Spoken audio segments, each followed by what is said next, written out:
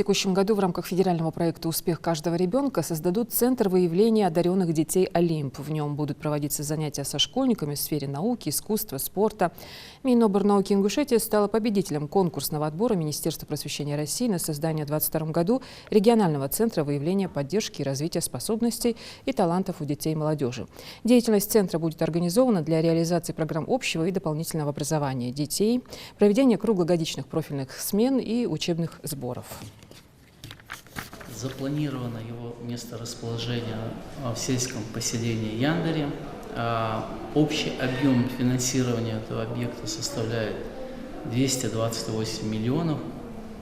И все эти деньги будут направлены на приобретение оборудования для работы с детьми в научно-методологичном, высокотехнологичном профиле. Предполагается, что дети там будут находиться посменно.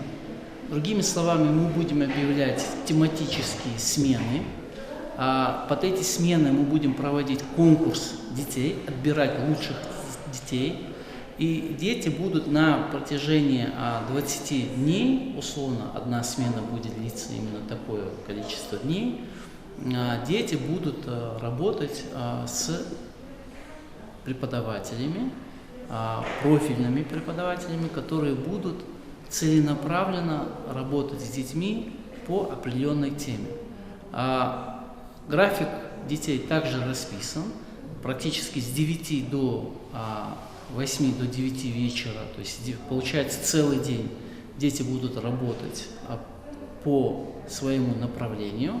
И, как обычно, это история про то, что дети будут работать над каким-то проектом на выходе.